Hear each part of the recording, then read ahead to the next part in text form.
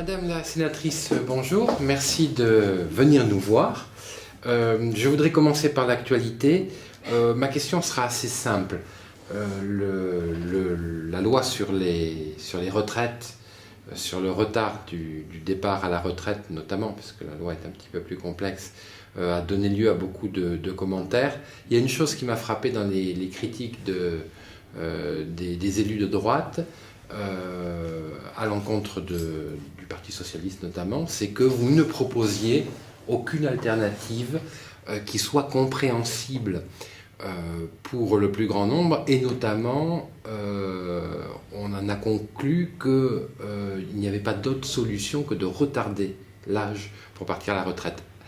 Alors, est-ce qu'il y a une alternative? On n'aurait pas trop compris ce qui se passait, qui permettrait à la fois de régler le problème des retraites et puis peut-être à la fois de permettre aux gens de partir soit au même âge ou à des catégories bien spécifiques de pouvoir même partir plus tôt, pourquoi pas, rêvons.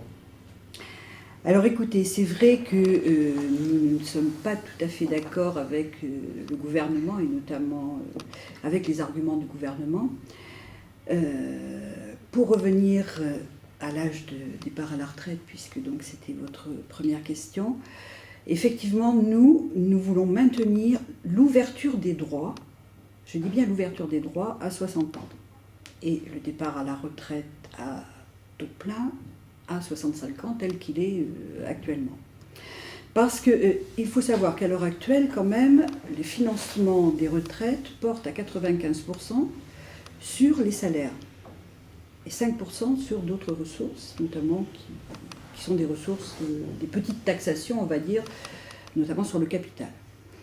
Donc, dans ce cadre-là, dans le cadre de l'examen de ce texte qui va arriver donc le 5 octobre au Sénat, il y a plusieurs points sur lesquels nous allons défendre nos idées. Ce sont tout d'abord, comme je vous le disais, l'âge, ensuite la pénibilité, ensuite le fait de l'emploi des seniors. Je crois que cette loi sur les retraites ne devrait pas être dissociée d'une loi sur l'emploi, et notamment l'emploi des seniors. Et quatrièmement, le financement. Oui, c'est ce point-là qui est intéressant. En fait. Donc la pénibilité, on va dire, globalement, elle mérite une loi, parce que effectivement, il y a des emplois pénibles et ne pas permettre à des gens qui, toute leur vie, ont travaillé dans des conditions difficiles, de ne pas pouvoir partir à la retraite à 60 ans, je trouve ça dommage pour ces personnes-là. Quand on voit, par exemple, les infirmières qui se dévouent d'une façon formidable dans les hôpitaux, on peut se dire qu'après une vie véritablement parce que ça va au-delà d'un travail, il y a autre chose. On pourrait imaginer qu'elles ont tout à fait le droit, alors que un professeur, lui, peut-être tenir quelques années de plus. Mais c'est vrai que c'est le financement qui semble très intéressant. Voilà, je parle de la pénibilité, donc rapidement, je disais donc, c'est effectivement que ce domaine-là mériterait une loi. Nous avons fait un travail pendant toute l'année sur le mal-être au travail avec un certain nombre de collègues de ma commission, et effectivement l'objectif était de pouvoir déboucher après sur une loi. Ensuite, je disais, il ne faut pas dissocier ce projet de loi sur les retraites d'un projet de loi global sur l'emploi, notamment l'emploi des seniors. Je vais vous expliquer pourquoi, parce qu'à l'heure actuelle, si vous voulez, les seniors qui ont il y a 38% de seniors de plus de 55 ans qui travaillent. Or, ce qui veut dire, effectivement, qu'il y a près de 70%, enfin on va dire 60% de seniors qui sont en dehors du monde du travail, donc qui sont déjà à la charge de la collectivité, soit à la charge de l'UNEDIC, soit à la charge de la solidarité, du RSA, des solidarités départementales notamment. Donc, ne pas reculer l'âge de la retraite et de ne pas prévoir des mesures pour maintenir les personnes de plus de 55 ans en emploi est complètement illogique. Vous êtes d'accord avec moi?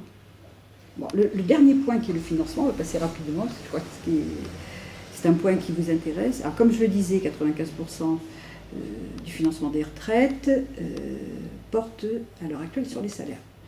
C'est-à-dire 5% porte sur d'autres ressources qui ne sont pas des salaires. Nous, ce que nous avons prévu, c'est qu'à l'horizon 2020, de toute manière, il faudra 45 milliards d'euros pour les retraites.